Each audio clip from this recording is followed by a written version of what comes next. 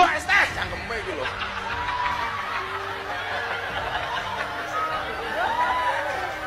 Sabar, sabar. Pokoknya nganu, lang ngombe es teh, tolong gulanya jangan diaduk. Supaya manisnya di akhir. Es tehmu cik oke ra? Masih. Ya kono didol goblok.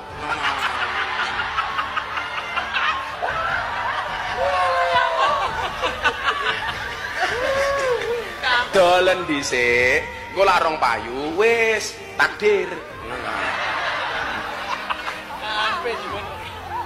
Kira-kira umpama dina niku adem. Berarti dongane bakul es niku kira-kira diijabah apa mboten? Tetep wae diijabah dalam bentuk yang lain. Ese ra payu tapi awake sehat. Mulih ndelah bojone meteng. Niku lak yo nikmat. Kok ditinggal bakul es kok meteng? Kan banyak terjadi di mana-mana. Loh, bakul es loh, bakul es loh.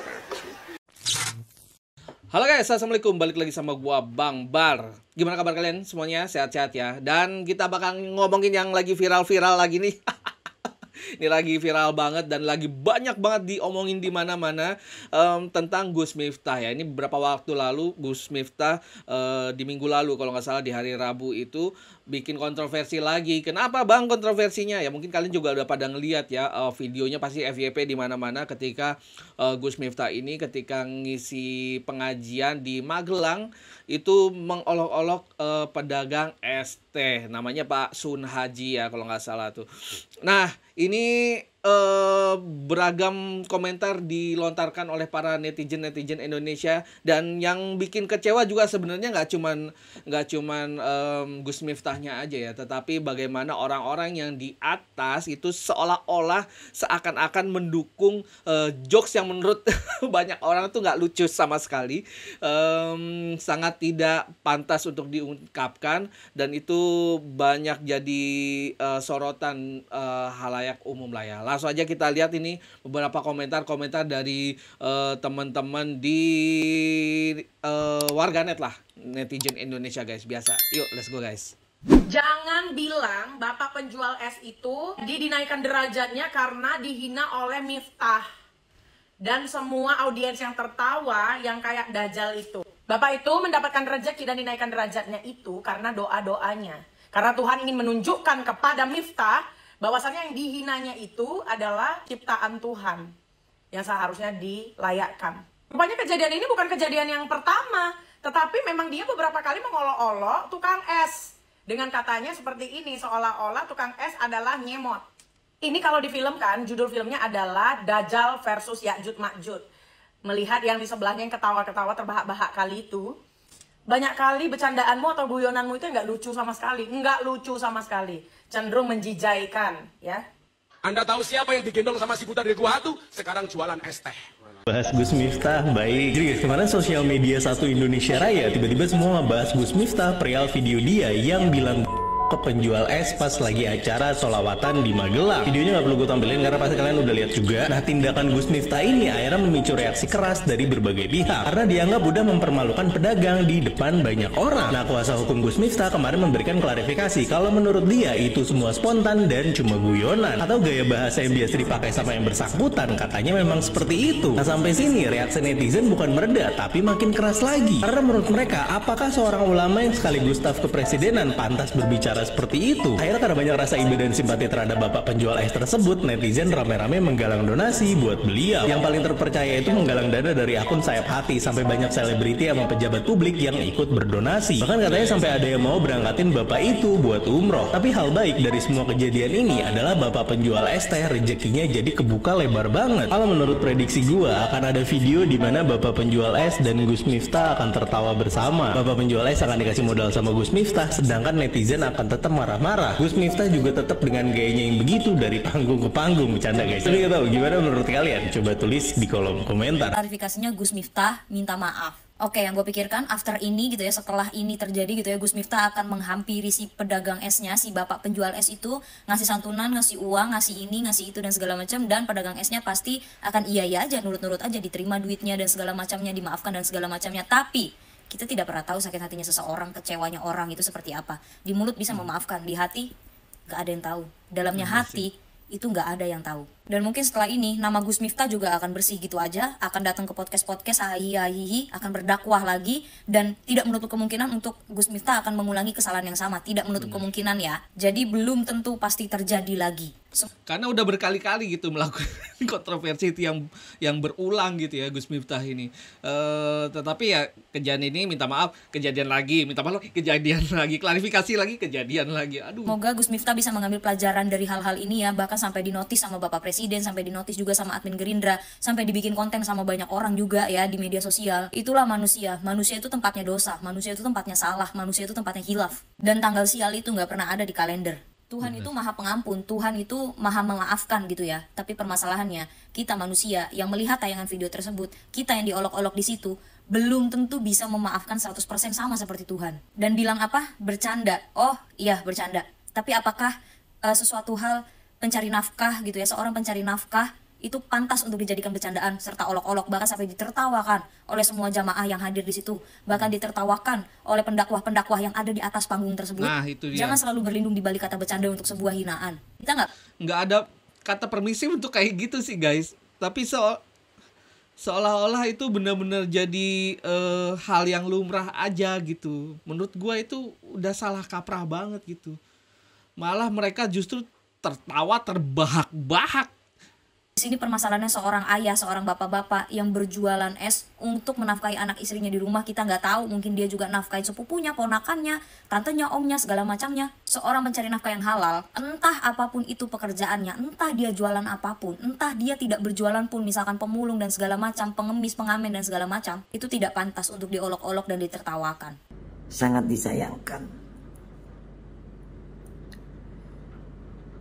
Ini Bunda berbicara sebagai sang Hinadina. Sangat disayangkan. Tapi Bunda sudah melihat, kebetulan lewat di beranda Bunda. Beliau sudah klarifikasi, menyampaikan maaf. Karena keteledorannya, kalau Bunda lihat keteledoran.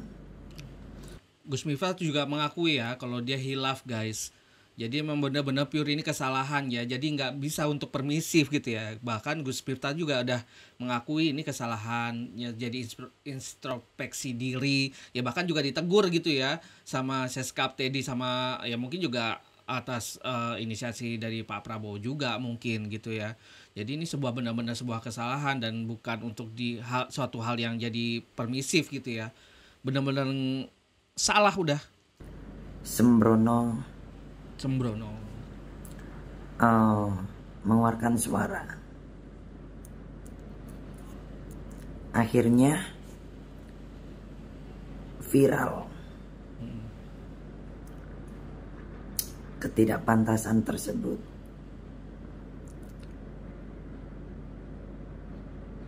Kecewalah. Kebanyak umat nih kecewa. Tapi nggak apa-apa. Gus Miftah laki-laki yang gentle. Cuman kalau dipelajari secara keseluruhan, kata maaf itu tidak perlu diucapkan, yang artinya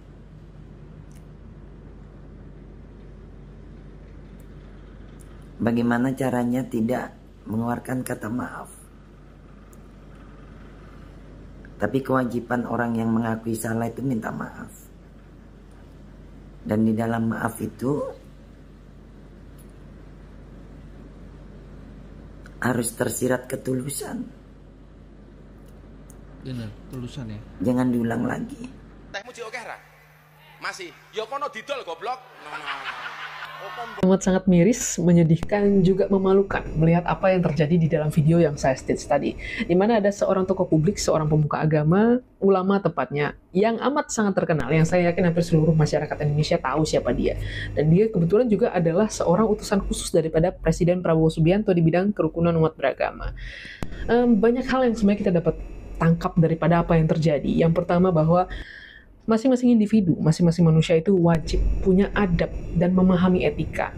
Dan hal ini sebenarnya kita bisa nilai daripada tindakan-tindakan manusia yang spontan. Bagaimana kita bisa menilai adab dan etika seseorang daripada tindakan-tindakan orang lain yang dilakukan secara spontan. Ya, jadi kalian nilai aja sendiri bagaimana adab dan etikanya. Yang kedua adalah, buat saya, bagi orang-orang yang menertawakan apa yang disampaikan oleh Gus Miftah di dalam video itu adalah suatu hal yang tidak pantas untuk ditertawakan. Apakah merendahkan orang lain adalah suatu hal yang lucu untuk ditertawakan?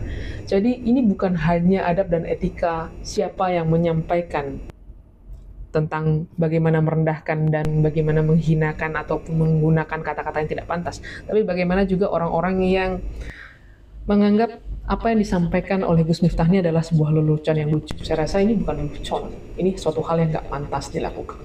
Benar-benar nggak pantas guys, benar-benar bukan lelucon, dan memang benar-benar nggak sepatutnya itu keluar dari seorang pendakwah atau ulama guys. Yang ketiga, apa sih yang hina daripada seseorang yang berusaha mencari rezeki secara halal, secara baik, dengan menjajakan barang yang dijualkan? Gak ada kan? Jadi buat apa tindakan-tindakan yang dilakukan oleh Gus Miftah itu? Yang keempat, saya rasa di dalam agama manapun tidak ada agama yang mengajarkan untuk merendahkan. Tidak ada orang yang diajarkan di dalam agama untuk menghinakan sesama manusia. Yang saya tahu bahwa di setiap ajaran agama diajarkan untuk menjalankan kasih dan untuk menghargai sesama manusia. Nah itu dia guys, komentar dari beberapa netizen Indonesia yang sangat amat menyayangkan ya tentang kejadian Gus Miftah ini, yang seharusnya tidak keluar dari mulut seorang ulama, apalagi dia seorang utusan khusus presiden ya guys, apalagi membidangi tentang kerukunan beragama gitu ya. Dan dibalik itu semua rezeki akhirnya berlimpah juga untuk Pak Sun Haji gitu ya, karena rezeki itu nggak tahu guys datangnya dari mana aja, di kejadian apa, di saat apa, dan waktunya di kapan aja gitu, nggak ada yang bisa menyangka ya guys. Dan alhamdulillahnya rezeki itu banjir mengalir ke Pak Sun Haji ya. Terima kasih guys buat teman-teman semua yang udah nonton video ini sampai habis. Nanti kita ketemu lagi di konten-konten gua berikutnya. Bye, assalamualaikum, peace.